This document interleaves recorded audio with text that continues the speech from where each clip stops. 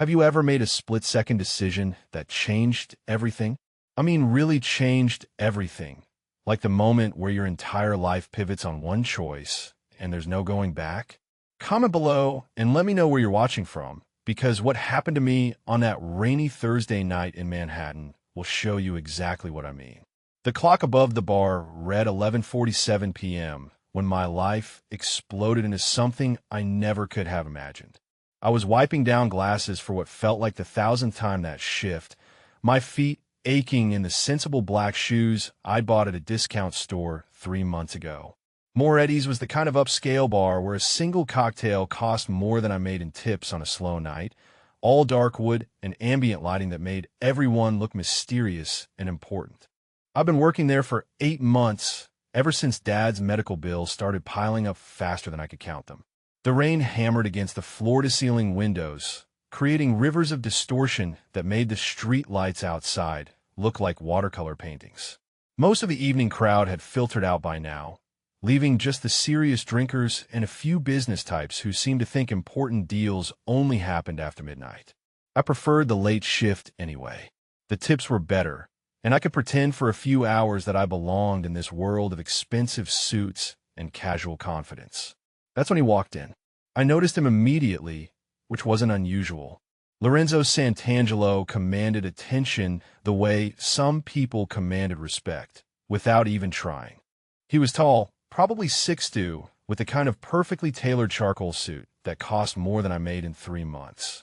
His dark hair was styled with precision, not a strand out of place despite the storm outside. But it was his eyes that caught me, a striking green-gray that seemed to take in everything at once, calculating and intense. He wasn't alone.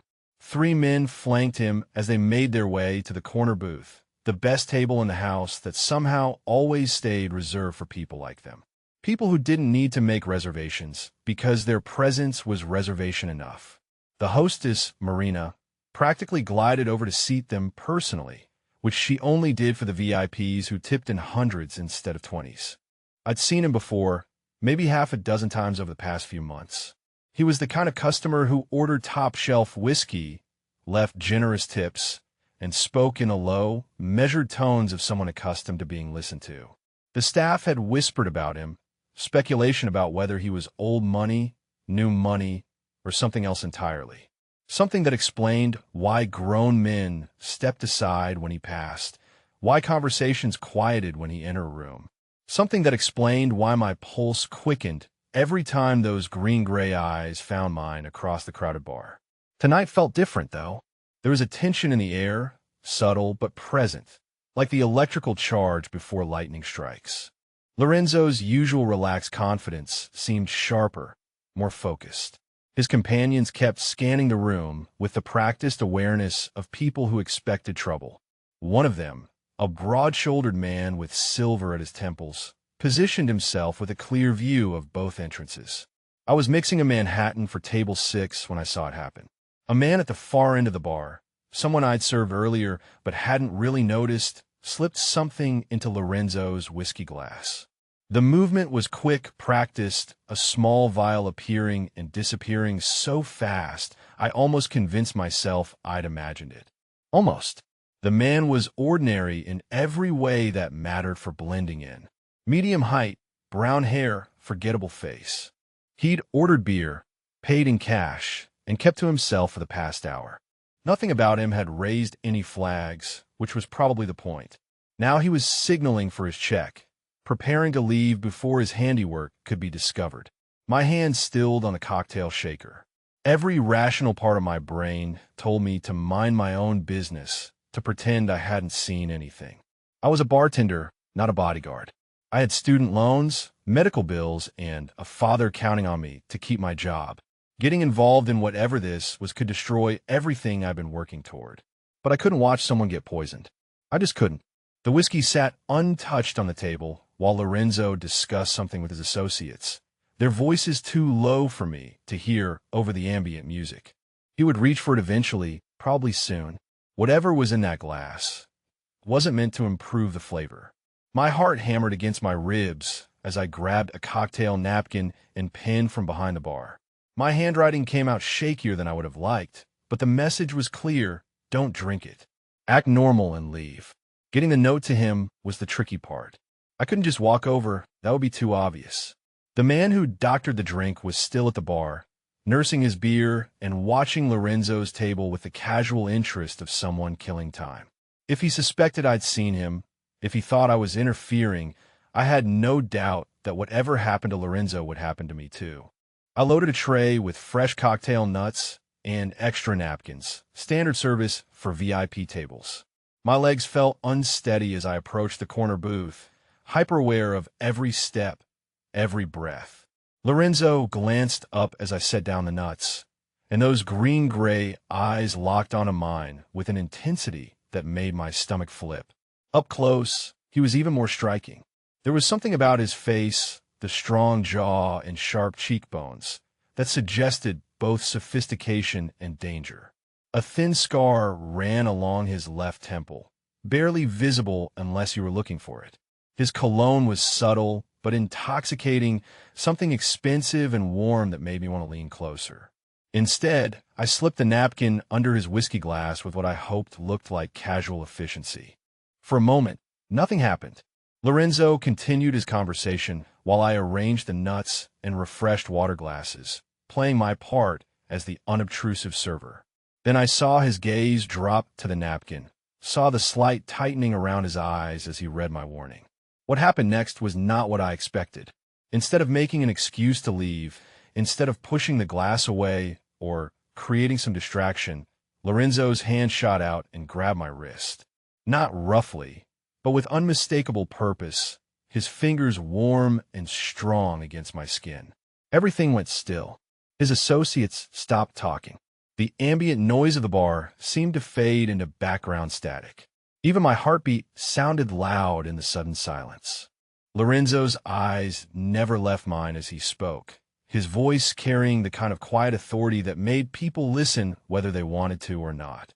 "You saw something," he said. It wasn't a question. I nodded, not trusting my voice. His thumb brushed against the inside of my wrist, probably feeling the rapid pulse that betrayed just how terrified and electrified I was by his touch. "Where?" he asked. I glanced toward the end of the bar where the ordinary man was settling his tab, moving with the unhurried pace of someone who thought his job was done. Lorenzo followed my gaze, and something shifted in his expression, something cold and predatory that made me understand exactly why people stepped aside when he passed. He released my wrist, but caught my hand instead, threading our fingers together in a gesture that looked intimate but felt protective. To anyone watching, we might have been flirting, a beautiful woman and a powerful man sharing a moment. Only I could feel the tension in his grip, the coiled energy of someone preparing for violence. "Stay close to me," he said quietly. "Whatever happens, don't leave my side." The ordinary man chose that moment to stand, apparently finished with his drink and ready to disappear into the night. He'd taken maybe 3 steps toward the exit when Lorenzo's voice cut through the bar's atmosphere like a blade. "Leaving so soon?" The man froze. Every eye in the place turned toward our corner, sensing drama even if they didn't understand it. The ordinary man's face went through several expressions in rapid succession: surprise, calculation, resignation, before settling on a false smile that didn't reach his eyes. "I'm sorry, do I know you?" he said, but his voice carried the tremor of someone who knew he'd been caught. Lorenzo stood slowly, still holding my hand, his movement fluid and controlled. His associates rose with him, and I suddenly understood that these weren't just business partners or friends. They moved with the coordinated precision of people who'd done this before, people whose job it was to handle situations exactly like this one. "You seem to know me well enough," Lorenzo replied, his tone conversational despite the menace underlying every word. "Well enough to doctor my drink." The transformation in the ordinary man was instantaneous. The false civility dropped away, replaced by something desperate and dangerous. His hand moved toward his jacket, but he wasn't fast enough. Lorenzo's silver-haired associate was already moving, crossing the distance between them with surprising speed for a man his age. What followed happened too quickly for my mind to fully process. There was a brief struggle the sound of something heavy hitting the floor, and then the ordinary man was on his knees with his arm twisted behind his back. The entire confrontation lasted maybe 10 seconds, but the silence that followed felt eternal. Lorenzo never let go of my hand. The bar's other customers were staring now, some reaching for phones, others heading for the exits. Marina appeared at my shoulder, her face pale with the kind of fear that comes from understanding your establishment has just become a crime scene. "Is everything all right, Mr. Santangelo?" she asked, and her voice held the careful deference of someone who knew exactly who she was talking to. "Everything's fine," Lorenzo assured her, though his eyes remained fixed on the man being restrained by his associate. "A slight misunderstanding that we've now cleared up." The man on his knees looked up at me, with hatred so pure it made my blood run cold. "You have no idea what you've done," he said, his voice thick with accent I couldn't place. "No idea who you're protecting or what it will cost you." Lorenzo's grip on my hand tightened, and when he spoke, his voice carried a promise that was somehow more terrifying than any threat. "She's under my protection now," he said simply. "Touch her, and I'll show you exactly what it costs to threaten what's mine." The ordinary man was removed from Moretti's with the same efficiency he'd been subdued, Lorenzo's associates handling the situation with professional discretion that suggested this wasn't their first time cleaning up someone else's mess. Other customers gradually returned to their conversations, the incident already transforming into gossip and speculation. But Lorenzo didn't release my hand. If anything, his hold became more possessive, more certain. "What's your name?" he asked, and for the first time since this started, his voice held genuine warmth. "Sophia," I managed, surprised my voice came out steady. "Sophia, Chun." "Sophia," he repeated like he was testing how it sounded. "You saved my life tonight." "I don't even know who you are," I said, though that wasn't entirely true. I'd heard the whispers, seen the way people reacted to him. Whatever Lorenzo Santangelo was, whoever he was, he moved through a world where people slipped poison into drinks and violence erupted in upscale bars without warning. "You will," he promised, and something in his tone made me believe him. "But right now we need to leave. The man who tried to kill me had friends, and they'll be looking for anyone who helped me tonight." Looking for me, I realized the full weight of what I'd done finally hitting.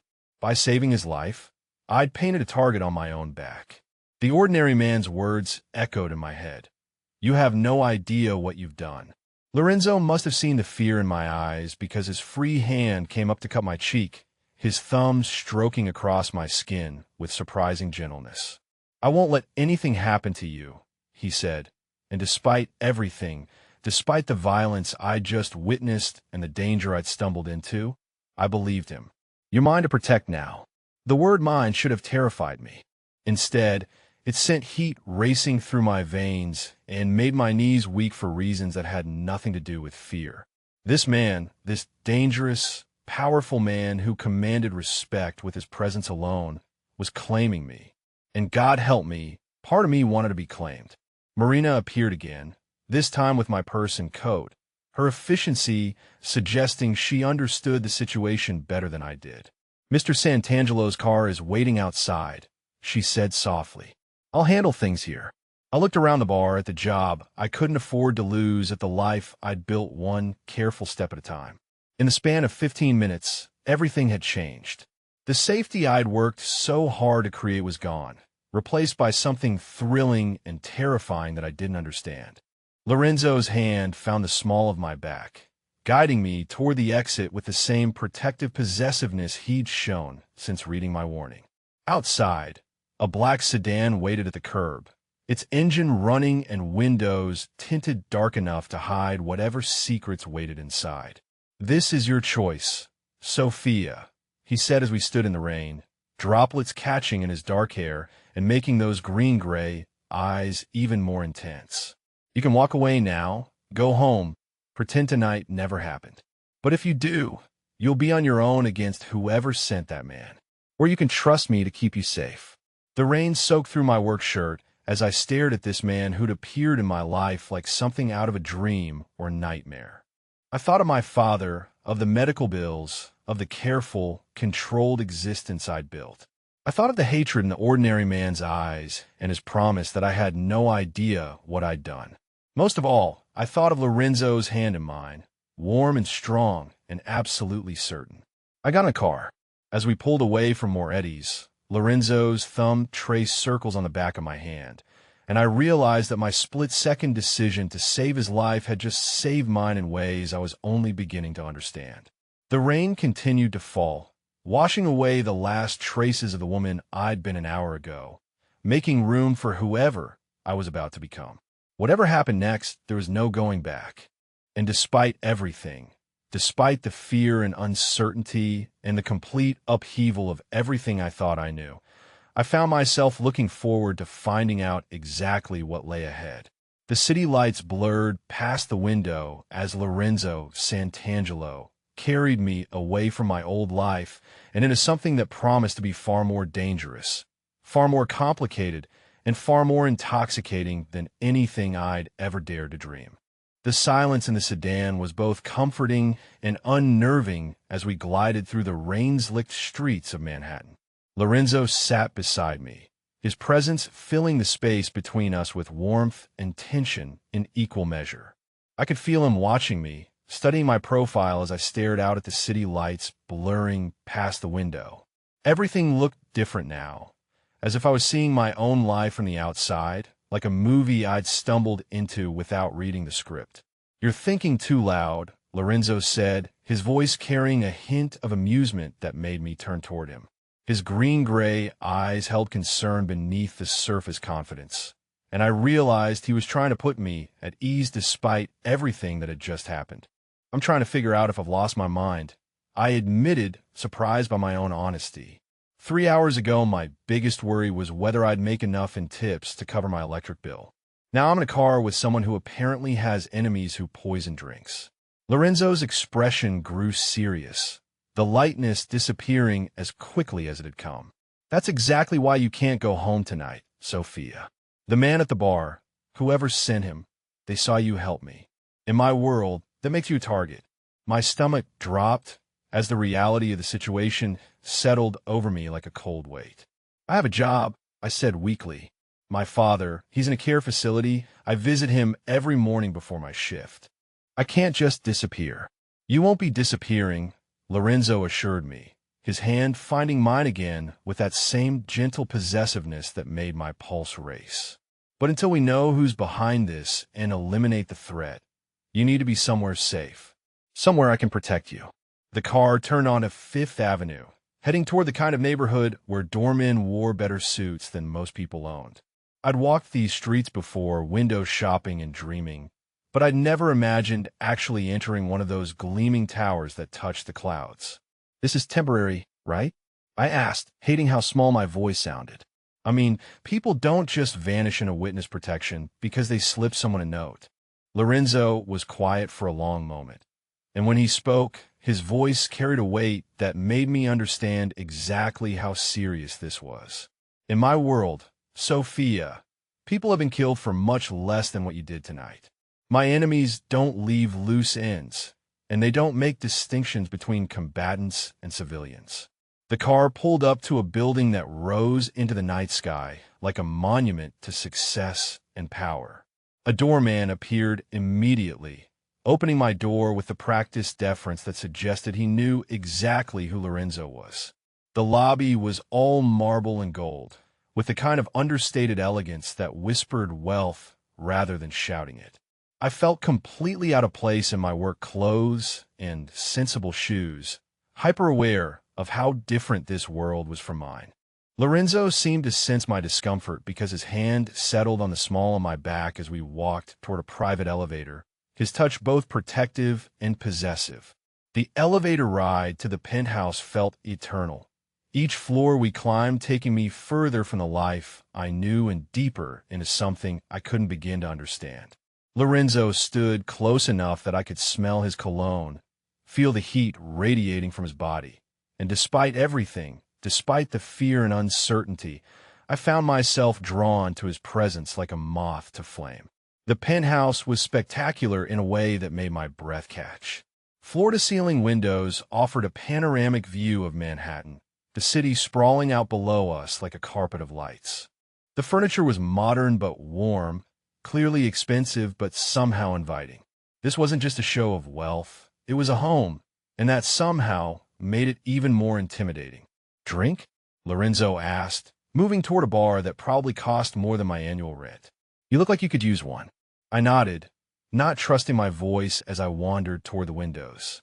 The view was hypnotizing, making me feel suspended above the world I knew, floating in a space between my old life and whatever came next.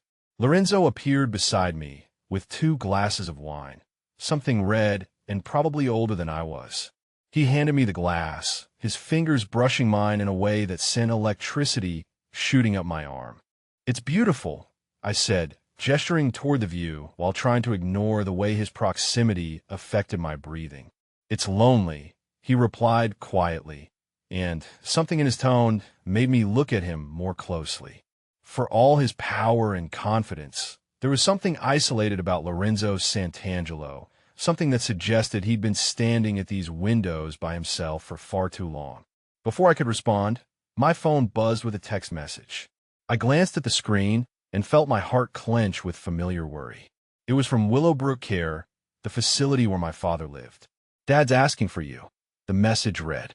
"He had another episode earlier and wants to know why you didn't visit today." I must have made some sound of distress because Lorenzo was beside me instantly, his hand on my shoulder, his voice gentle but urgent. "What is it?" "My father," I said, showing him the message. "He has early onset Alzheimer's. Some days are better than others, but he gets confused when I'm not there. He's probably scared." Lorenzo read the message, his expression growing thoughtful. "Call them," he said. "Let them know you're safe but can't visit tonight." I dialed the number with shaking hands, explained to the night nurse that I had a family emergency and wouldn't be in until tomorrow. She assured me that they'd taken care of Dad, given him his evening medication early, and that he was sleeping peacefully. When I hung up, I realized Lorenzo had heard every word of the conversation, including my discussion with the nurse about Dad's mounting medical bills and the insurance coverage that never seemed to be enough. "How long has he been sick?" Lorenzo asked gently. 2 years since the diagnosis," I replied, sinking onto his leather couch without thinking about whether I was invited to sit. But he'd been showing signs for longer than that. Memory lapses, confusion, personality changes. I thought it was just stress from my mom's death. Lorenzo sat beside me, close enough that his knee brushed mine, and I found his presence oddly comforting despite everything. "Caring for someone with Alzheimer's is expensive," he said, and it wasn't a question. "The bills are crushing me," I admitted, surprised by my own honesty. "Insurance covers some of it, but not nearly enough. That's why I work double shifts, why I can't afford to lose my job at Moretti's. Every penny goes to keeping him in a place where he's safe and cared for." Lorenzo was quiet for a long moment, and I could practically see him processing this information, filing it away with whatever else he'd learned about me tonight. When he spoke, his voice held a certainty that both thrilled and terrified me. "Your father's medical bills will be handled," he said simply. I jerked back as if he'd slapped me. "What? No, I can't let you do that. I don't even know you. You saved my life tonight, Sophia. That creates a debt, and I always pay my debts." "This isn't about debt," I protested, standing up and pacing toward the windows because I couldn't sit still with the magnitude of what he was suggesting. "This is about accepting charity from someone whose world I don't understand, whose name I didn't even know until tonight."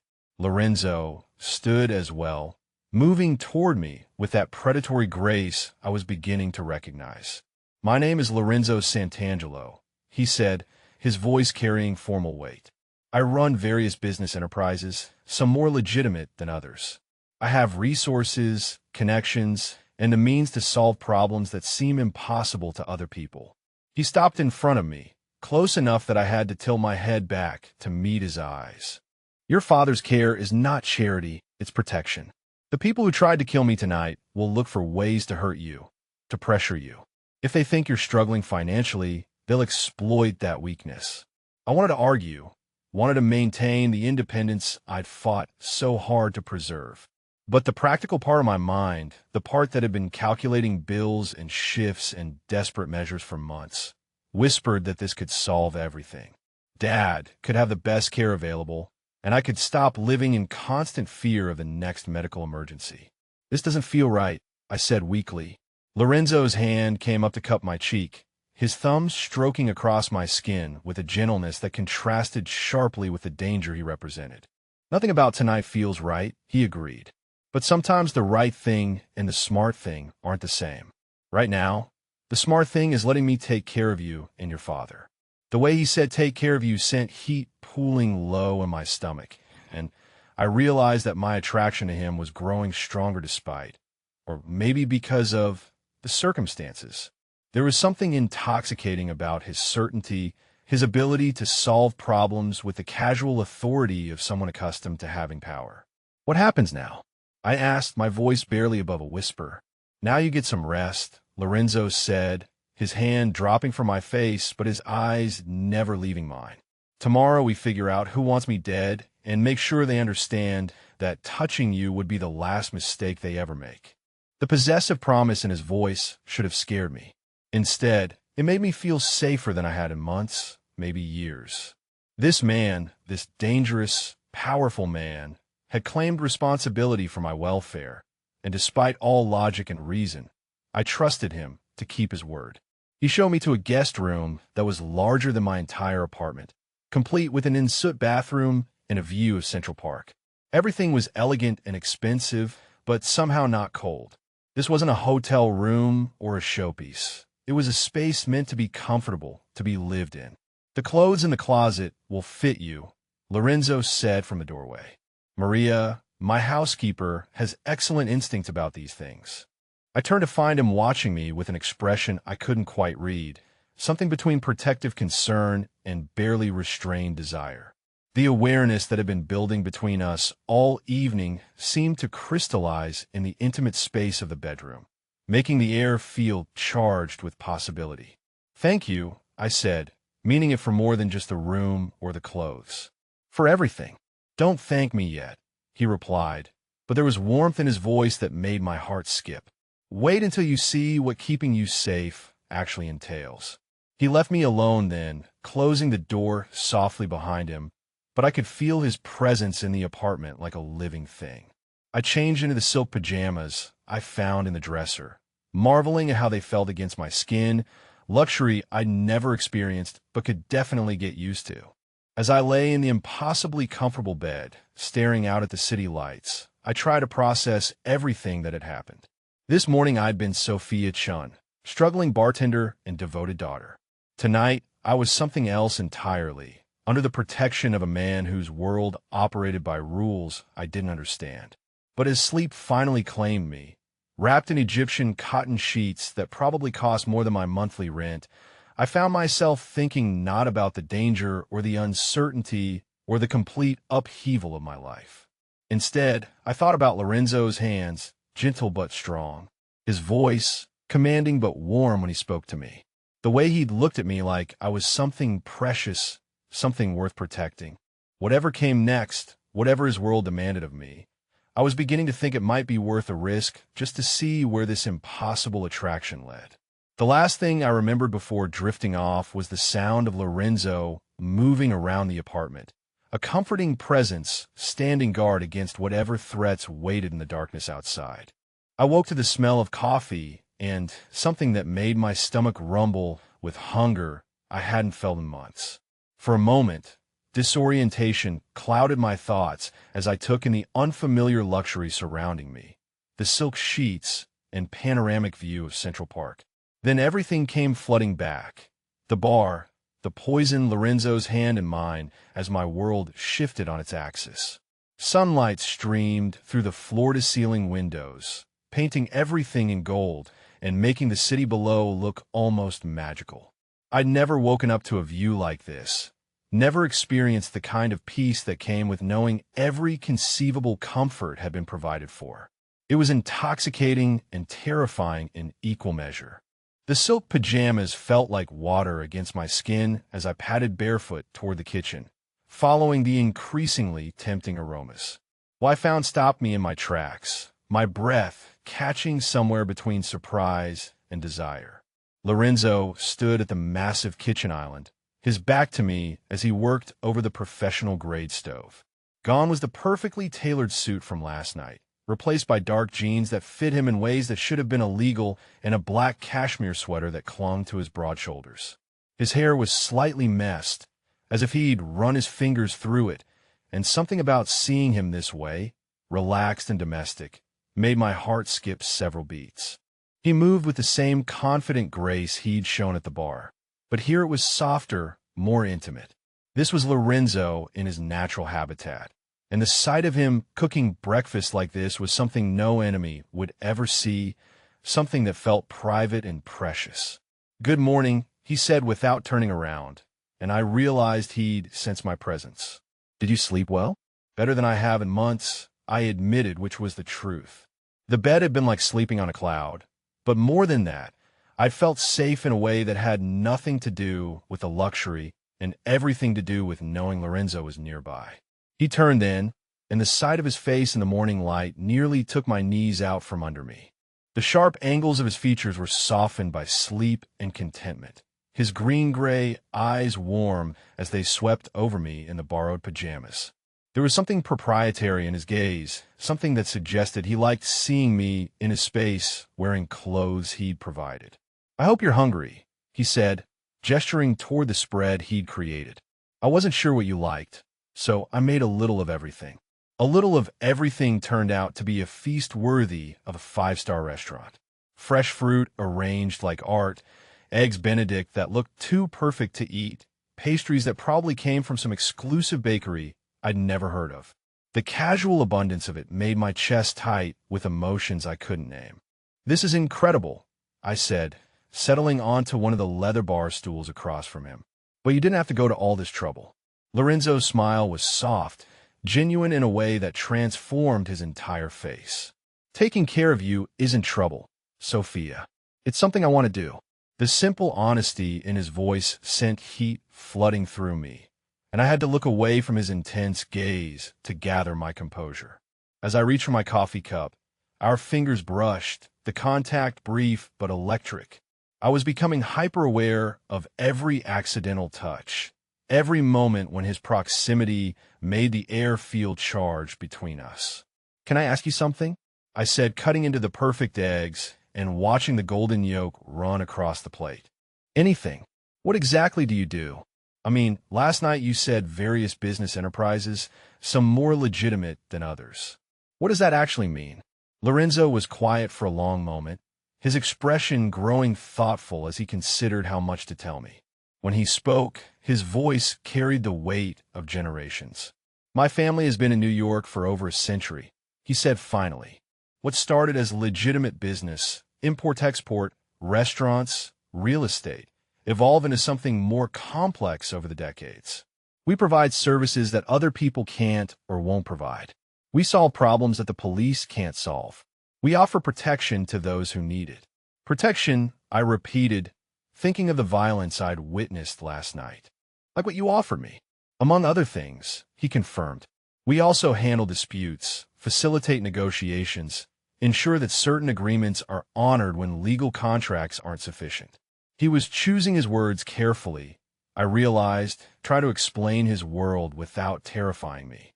But I was beginning to understand that Lorenzo Santangelo was exactly what the whispers had suggested, someone who operated in the shadows between legal and illegal, someone whose power came from fear and respect in equal measure.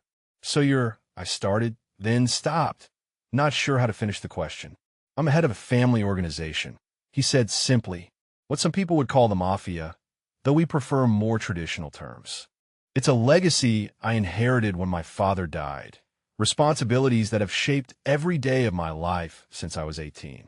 The casual way he said it, like admitting to any other family business, should have sent me running. Instead, I found myself leaning forward, drawn deeper into his world despite every rational instinct telling me to flee. "That sounds lonely," I said, remembering his comment about the view from his windows.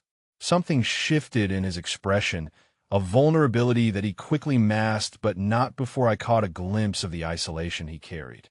It is, he admitted, trust is a luxury I can't afford with most people. There are very few in my life who see me as anything other than a means to power or a threat to be eliminated. But you told me, I pointed out. Why?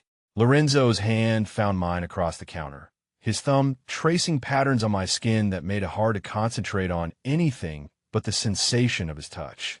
Because you saved my life without knowing who I was or what I could do for you, he said quietly. Because you're here now, asking questions instead of running away. Because something about you makes me want to be honest in a way I haven't been with anyone in years. The confession hung between us, intimate and dangerous.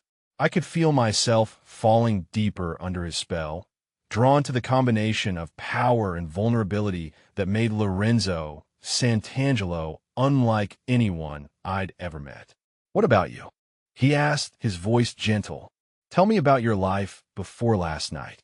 I found myself opening up in ways that surprised me, sharing details I rarely discussed with anyone. I told him about growing up with parents who'd worked multiple jobs to give me opportunities they'd never had, about my mother's death from cancer when I was in college, about watching my brilliant, strong father slowly disappear into the fog of Alzheimer's. The hardest part isn't the money, I admitted, though that's nearly impossible. It's watching someone you love become a stranger, seeing flashes of who they used to be, but knowing those moments are getting rarer. Lorenzo listened with an intensity that made me feel heard in a way I hadn't experienced in years. He asked thoughtful questions, his hand never leaving mine, his presence somehow making the painful memories easier to bear. Your father raised a remarkable woman, he said when I finished. The strength it takes to handle what you've been handling, the loyalty, the sacrifice, those are rare qualities. I felt tears prick in my eyes, overwhelmed by his understanding and the gentle way he'd drawn my story for me. When was the last time someone had listened to me like that, had seen my struggles as strength rather than burden? Before I could respond, Lorenzo's phone buzzed against the counter. He glanced at it, and his expression immediately shifted, the warmth disappearing as something cold and dangerous took its place. Excuse me, he said, standing and moving toward the windows as he answered. Marco. I couldn't hear the other side of the conversation, but I watched Lorenzo's body language change as he listened. His shoulders tensed, his free hand clenched into a fist. And when he spoke, his voice carried the kind of authority that made it clear he was used to giving orders that were followed without question. How certain are you? He said, then listened for a long moment. No. Keep watching but don't engage. I want to know their every move before we act. He ended the call and stood staring out at the city for several seconds before turning back to me. The man I'd been having breakfast with was gone, replaced by someone harder, more dangerous, someone capable of the violence I'd witnessed last night. What's wrong? I asked, though I wasn't sure I wanted to know. The family behind last night's attempt has been identified, he said, moving back toward me, but maintaining a distance that hadn't been there before. The Morettas. They've been trying to move into my territory for months, and killing me would have been their way of claiming it. The name sent chills down my spine, partly because it was the same as the bar where we'd met, and partly because of the way Lorenzo said it, like speaking the name of something poisonous. But here's the problem, he continued, his green-gray eyes fixed on mine with laser intensity. They know about you. They have photos from last night. They know you helped me, and they know you're here. My blood turned to ice in my veins as the implications hit me. They know where I am. They know where you were last night, he corrected. But this building has security that would make the Pentagon jealous, and they're not stupid enough to try a direct assault. The problem is that you can't leave here safely, not until we've dealt with them permanently. The walls of the beautiful penthouse suddenly felt like they were closing in on me, luxury transforming into a beautiful cage. I stood up abruptly, needing to move, to pace, to do something with the nervous energy flooding my system. How long? I asked. How long before it's safe? Lorenzo moved closer, close enough that I could smell his cologne and feel the heat radiating from his body. His hands came up to frame my face, forcing me to meet his intense gaze. "As long as it takes," he said simply. "I know this isn't the life you chose, Sophia, but it's the one you're in now. And I promise you, I will do whatever it takes to keep you safe." The sincerity in his voice, the absolute certainty, should have been comforting. Instead, it made me realize how completely my life had been upended in the span of 12 hours. I was trapped in a world I didn't understand, dependent on a man whose touch made me lose all rational thought, surrounded by dangers I couldn't even properly imagine. But as Lorenzo's thumbs stroked across my cheekbones and his body pressed closer to mine, as I felt the magnetic pull that had been building between us since the moment he'd grabbed my hand, I realized that being trapped with him might be the most dangerous thing of all. Not because he would hurt me, but because I was beginning to want things I had no business wanting, to crave a life that belonged in fantasies rather than reality. The sound of his phone ringing again broke the spell, and Lorenzo stepped back with obvious reluctance. The brief glimpse of frustration that crossed his features told me he'd felt the same magnetic pull, the same desire to forget about everything except the chemistry building between us. Whatever came next, whatever this dangerous new world demanded of me, one thing was becoming crystal clear. Lorenzo Santangelo was going to be either my salvation or my downfall, and I was no longer certain which outcome scared me more. The attack came at 3 in the afternoon, when I was curled up on Lorenzo's couch reading one of the books from his extensive library. The past 2 days had fallen into a strange routine. Breakfast together where our fingers would brush reaching for coffee. Lorenzo working from his home office while I explored the penthouse. Quiet dinners that felt more intimate than they should have, and growing awareness of each other that made the air between us feel electric. I'd started to relax, to believe that maybe his security was as impenetrable as he'd claimed. That was my mistake. The first sign of trouble was the sudden silence. The ambient city noise that had become my constant companion simply stopped, as if someone had hit a mute button on the world outside. Then Lorenzo's voice erupted from his office, sharp and commanding in rapid Italian that I didn't understand but recognized as orders. I set down my book and stood, every instinct telling me something was wrong even before the lights went out. The penthouse plunged into darkness, emergency lighting casting everything in an eerie red glow. My heart hammered against my ribs as I heard sounds I couldn't identify, mechanical noises, and what might have been footsteps on the roof above us. "Sophia," Lorenzo's voice cut through the darkness, and suddenly he was there, appearing beside me with a speed that should have been impossible. His hands found my shoulders, his grip firm but gentle. "I need you to do exactly what I tell you when I tell you to do it. Can you do that for me?" I nodded, not trusting my voice as I stared into his face. Even in the dim emergency lighting, I could see the transformation that had come over him. This wasn't the man who'd made me breakfast or listened to stories about my father. This was someone harder, more dangerous, someone who belonged to a world where people tried to kill you in broad daylight. "Stay behind me," he said, producing a gun from somewhere I hadn't seen him carry it. "Do not move unless I tell you to move. Do not speak unless I tell you to speak. If I say run, you run and don't look back." The casual way he held the weapon, like it was an extension of his own hand, should have terrified me. Instead, I found myself feeling safer, protected by someone who clearly knew exactly how to handle whatever was coming. The next few minutes passed in a blur of controlled chaos. Men in tactical gear rappelled past the windows, their faces hidden behind masks and goggles. Lorenzo moved through his own home like a predator defending his territory, precise and lethal in ways that made my breath catch for reasons that had nothing to do with fear. I watched him coordinate with his security team through some kind of earpiece, his voice calm and authoritative even as bullets shattered the reinforced glass of his windows. He covered my body with his own when debris fell, his weight pressing me against the marble floor while his presence surrounded me with warmth and protection. The entire confrontation lasted maybe 10 minutes, though it felt like hours. When the shooting stopped and the emergency lights gave way to normal illumination, for bodies lay scattered around what had been Lorenzo's pristine living space. None of them belonged to us.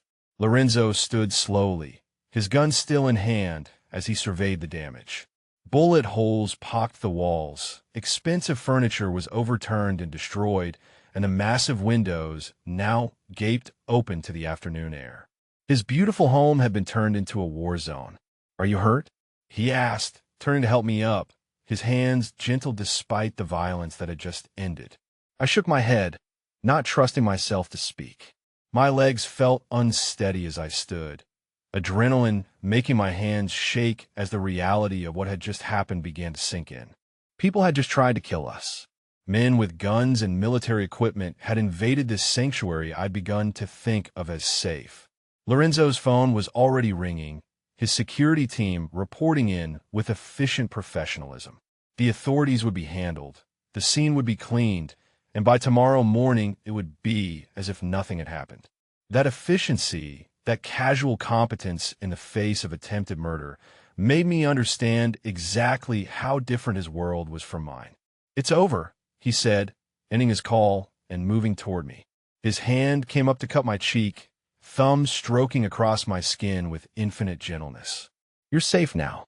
That's when the delayed reaction hit me like a physical blow. My knees buckled as the full weight of terror I'd been suppressing crashed over me. I'd almost died. We'd almost died. Men had come here specifically to kill us, and the only thing standing between me and a bullet had been Lorenzo's quick thinking and lethal competence. I found myself sobbing, the sound torn from my chest without permission as my body shook with aftershocks of fear and adrenaline. All the careful control I'd maintained over the past few days shattered, leaving me raw and exposed and completely undone.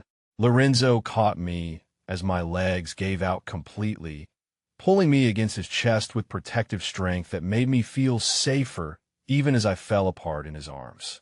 His hands stroked my hair, my back, offering wordless comfort as I cried into his shoulder. "I could have lost you," I gasped between sobs, the words spilling out before I could stop them. "They could have killed you, and I would never have known what it felt like to." I stopped myself before I could finish the thought, before I could admit how much he'd come to mean to me in just 3 days, how the idea of losing him created a pain I didn't know how to name. "What?" Lorenzo asked softly, his lips close enough to my ear that I could feel his breath warm against my skin. "What would you never have known?" I pulled back just enough to look at him, to see the intensity in his green-gray eyes. The way he was watching my face like my answer was the most important thing in the world.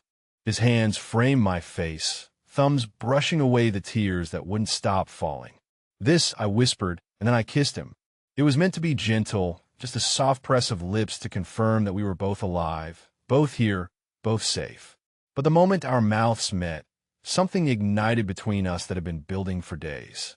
His arms tightened around me, pulling me closer as he deepened the kiss with a hunger that matched my own.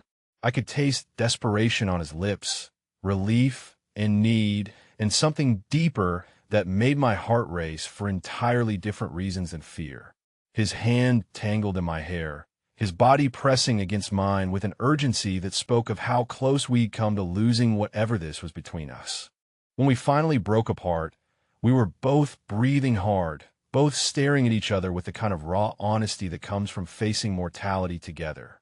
"Sophia," he said, my name a prayer on his lips. "I can't lose you. I thought I could keep you safe, keep you at arm's length, but seeing those men come for you, knowing they wanted to hurt you because of me." His voice broke on the last words, and I saw something I'd never expected to see in Lorenzo Santangelo. Vulnerability so complete it took my breath away. "You're not going to lose me," I said, my hands coming up to frame his face the way he'd done to mine. "I'm not going anywhere." "You should," he said, even as his arms tightened around me. "You should run as far from me as possible. My world, what I am, is going to keep putting you in danger." "But I don't want to run," I admitted, surprised by my own certainty. "I want to be here, with you, whatever that means." Something shifted in his expression, as if my words had given him permission for something he'd been fighting. When he kissed me this time, it was with purpose, with the kind of focused intensity that made my knees weak and my heart stutter in my chest. "Are you sure?" he asked against my lips, his voice rough with barely controlled desire. Because once we cross this line, there's no going back. You'll be mine, and I'll be yours, and nothing in this world will change that.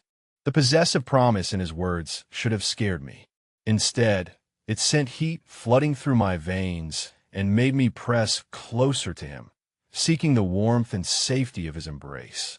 I'm sure I whispered and meant it with every fiber of my being. What happened next was unlike anything I'd ever experienced. Lorenzo carried me to his bedroom, his movements gentle despite the strength I could feel coiled in his muscles. He set me down beside his massive bed, his hands reverent as they framed my face. "I need you to know," he said quietly, his voice intense with emotion I could feel in my bones. "This isn't just attraction or adrenaline. You've changed something fundamental in me, Sophia. You've made me want things I never thought I could have." "Like what?" I asked, my hands sliding up his chest to rest over his heart, feeling it beat strong and fast beneath my palms. "Like a future that isn't just about survival and obligation," he said. "Like someone who sees me as more than just what I do or who my family is. Like love." The word hung between us, honest and terrifying and absolutely right. I could see the fear in his eyes, the vulnerability of someone who'd probably never said those words before, never allowed himself to want something so normal and precious.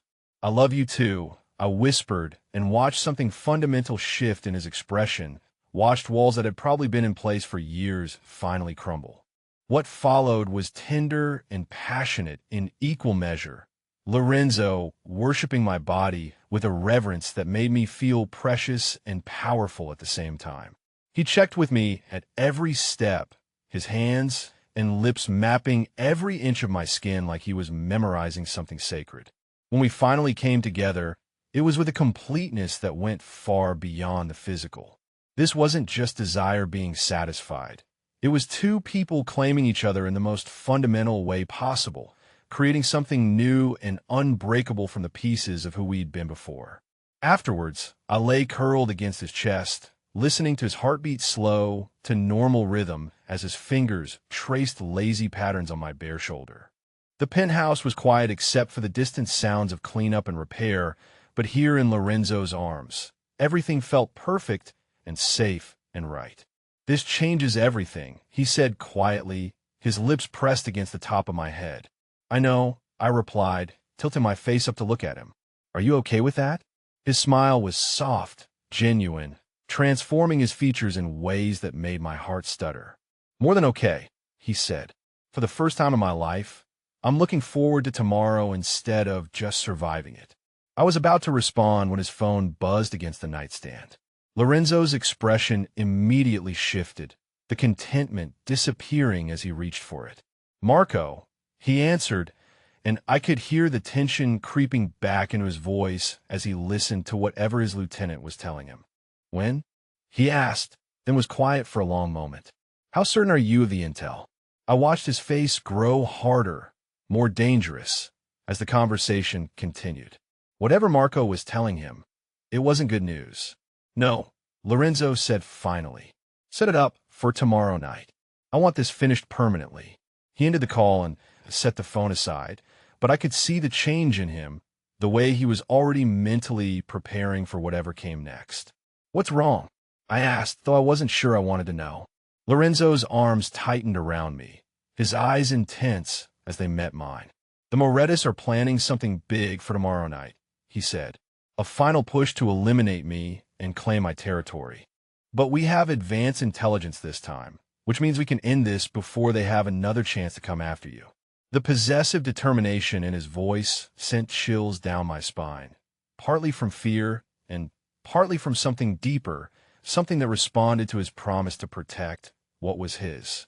"What does that mean?" I asked. "It means tomorrow night, this war ends," he said simply. "And after that, you'll never have to be afraid again." As I lay in his arms, feeling safer and more cherished than I ever had before, I try not to think about what ending the war would require of him, what violence would be necessary to purchase our future together. But deep down, I knew that loving Lorenzo Santangelo meant accepting all of him, including the dangerous, deadly parts that made our happiness possible. And as his breathing deepened into sleep beside me, I realized I was more than willing to make that trade. The call came at dawn, shattering the peaceful sanctuary of Lorenzo's bedroom, where I'd spent the most perfect night of my life. I woke to the sound of his phone buzzing insistently, to his sharp intake of breath as he read whatever message had arrived, and to the sudden tension that transformed his body from relaxed contentment to coiled danger in the span of seconds. "What is it?" I asked, pushing myself up on my elbow as I watched his face change, watched the man I'd fallen asleep with disappear behind a mask of cold fury. Lorenzo's jaw clenched as he showed me the screen. It was a photo of Willowbrook Care, the facility where my father lived. The image showed the front entrance, normal and peaceful in the morning light, except for the black sedan parked directly across the street, with two men clearly visible in the front seats. The message below the photo was simple. "You have something that belongs to us. We have something that belongs to you. Pier 47, midnight. Come alone." My blood turned to ice as the implications hit me. "They have my father," I whispered, the words coming out strangled with terror.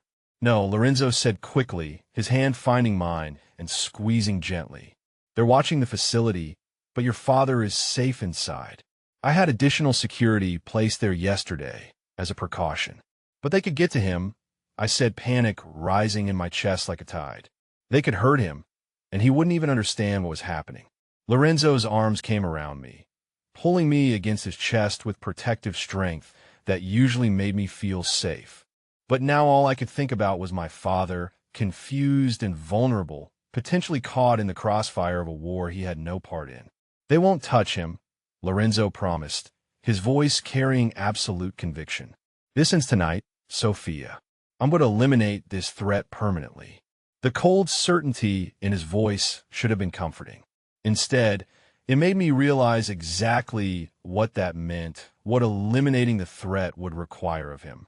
I'd seen glimpses of his dangerous side, but tonight he would have to embrace it fully, become the predator his enemies feared. "You can't go alone," I said, pulling back to look at him. "It's obviously a trap." "Of course it's a trap," he agreed, his green-gray eyes hard as steel. "But it's also an opportunity. They've finally made a mistake, giving me a chance to end this without risking collateral damage." His phone was already ringing, Marco's name appearing on the screen. Lorenzo answered with sharp efficiency, switching to rapid Italian as he began coordinating what sounded like military-level planning. I listened to his tone, the way he issued orders with absolute authority, and understood that this was Lorenzo Santangelo in his element, the head of a family organization marshaling resources for war. When he ended the call, he turned back to me with an expression that was both tender and resolute. "I need you to stay here tonight," he said gently. "My security team will remain with you, and this building is safer than anywhere else in the city." "No," I said immediately, surprising myself with the firmness in my voice. "I'm not staying behind while you walk into a trap." Lorenzo's eyebrows rose at my defiance, and for a moment I saw something that might have been admiration flicker across his features. "This isn't a game, Sophia," he said quietly. "What I have to do tonight, what I'm capable of when someone threatens what's mine, you don't want to see that side of me."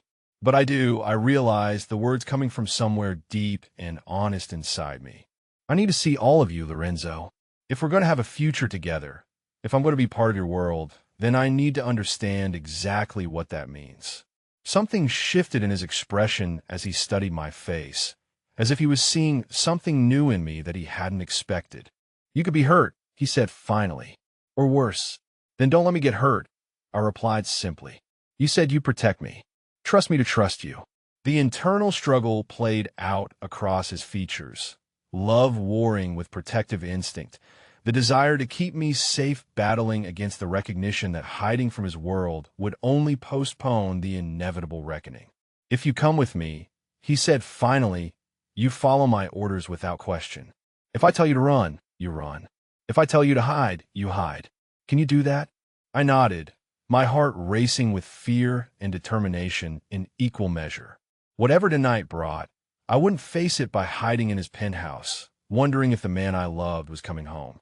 The rest of the day passed in a blur of preparation that gave me glimpses into the full scope of Lorenzo's organization. Men arrived at the penthouse with military precision, each one greeting him with the kind of respect reserved for absolute authority. Weapons were cleaned and checked, communication equipment tested, escape routes planned with meticulous detail. I watched Lorenzo coordinate everything with calm efficiency, seeing him in his role as leader in ways that were both impressive and terrifying. This wasn't just about protecting me anymore.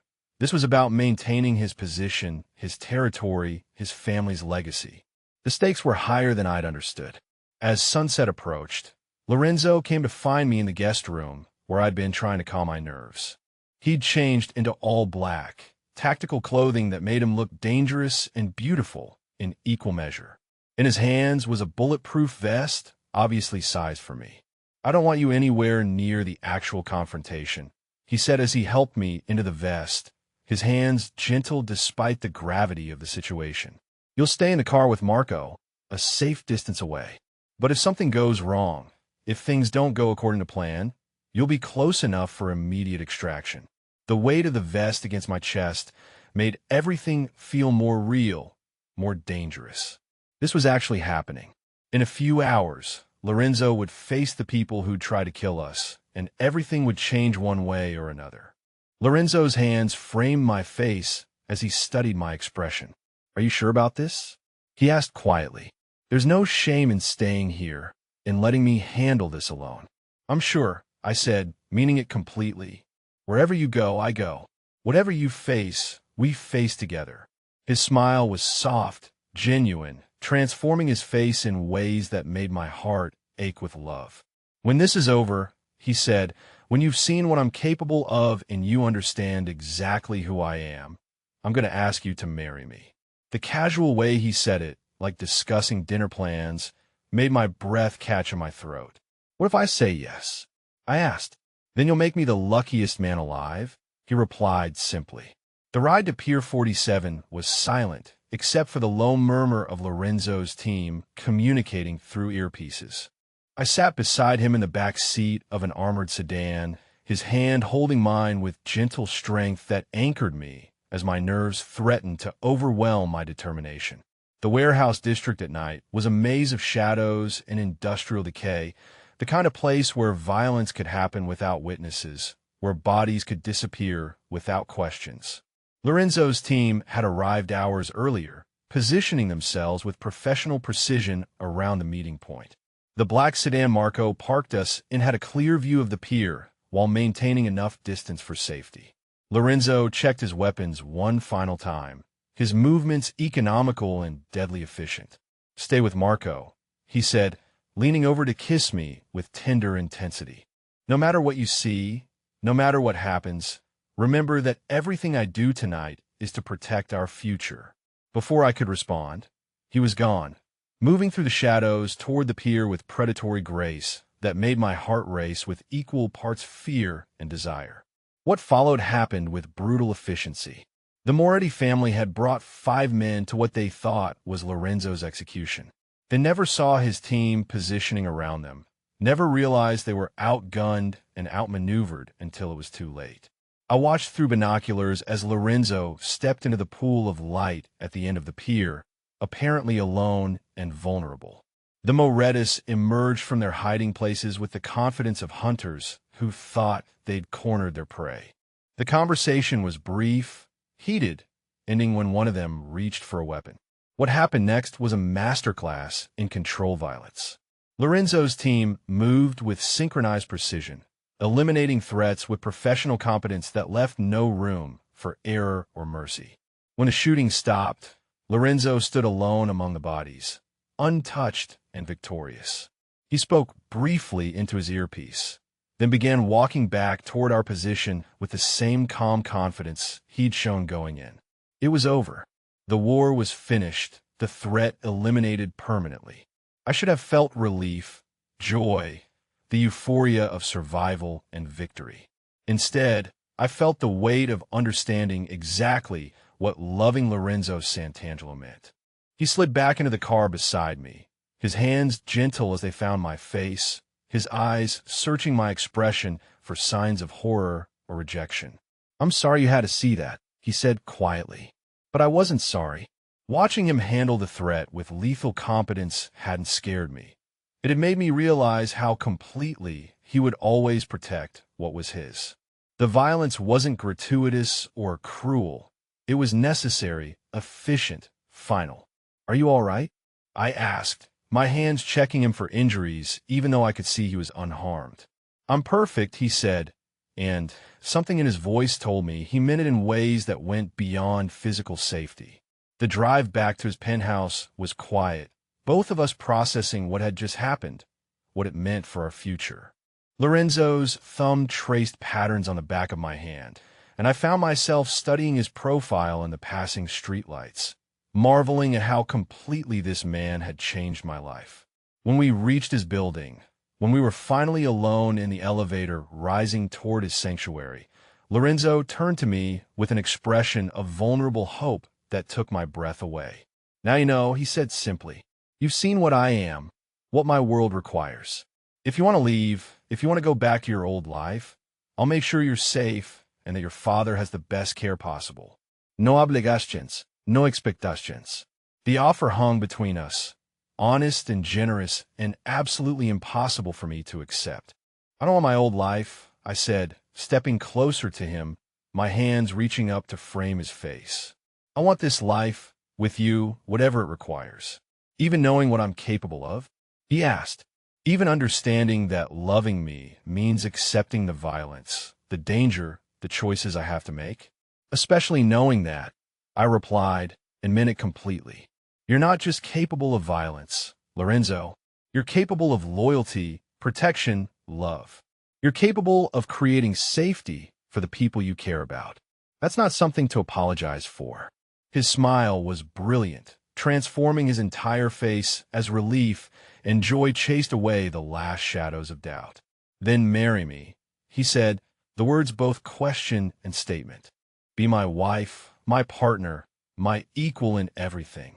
"Yes," I whispered, and then his mouth was on mine, sealing a promise that would reshape both our futures.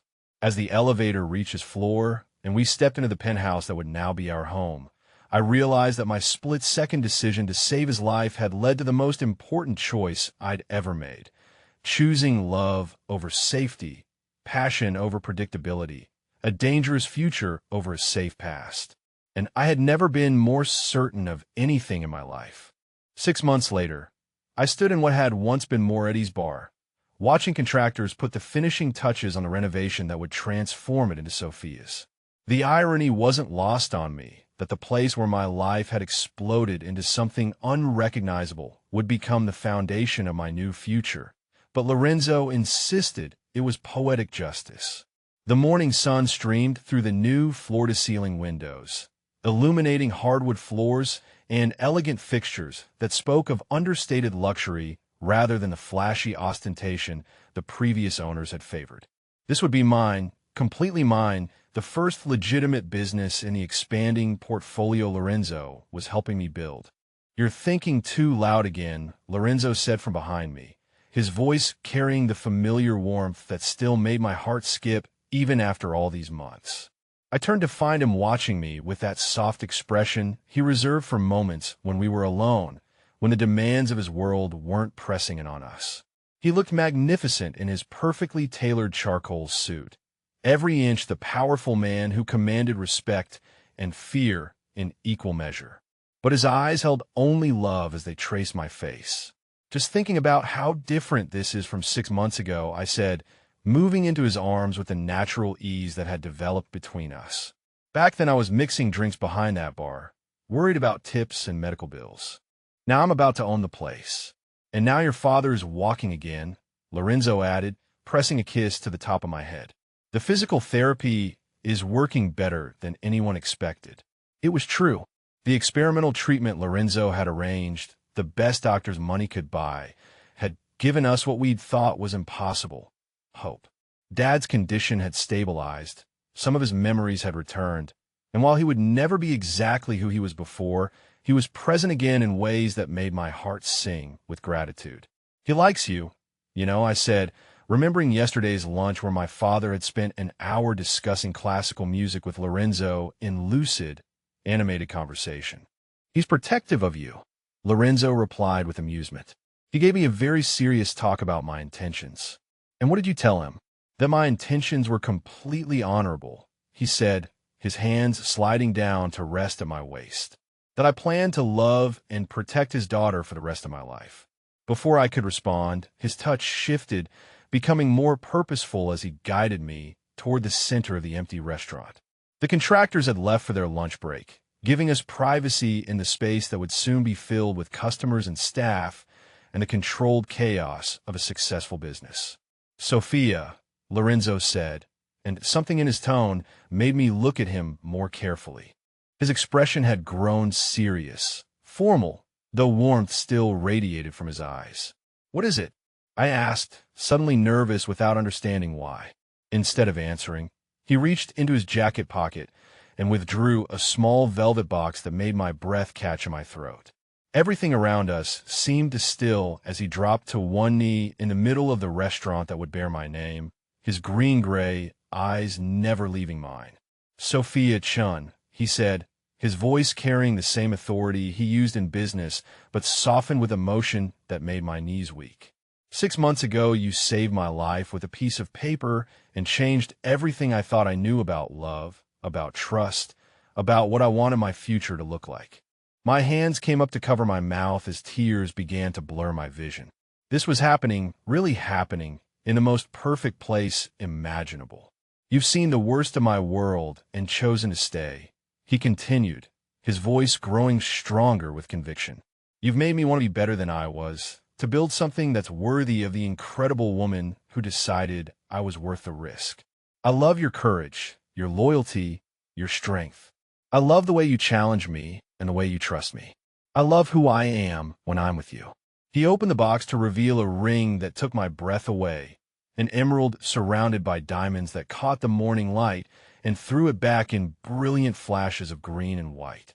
It was elegant and classic and absolutely perfect. "Will you marry me?" he asked simply. "Will you be my wife, my partner, my equal in everything we build together?" "Yes," I whispered, then louder, my voice shaking with joy. "Yes, of course, yes." Lorenzo slipped the ring onto my finger with hands that were surprisingly gentle given everything they were capable of. It fit perfectly as I'd somehow known it would, the emerald catching the light as I held it up to admire the way it looked on my hand. He stood and pulled me into his arms, kissing me with the kind of passionate intensity that reminded me why I'd fallen so completely, so irrevocably in love with this dangerous, complicated, wonderful man.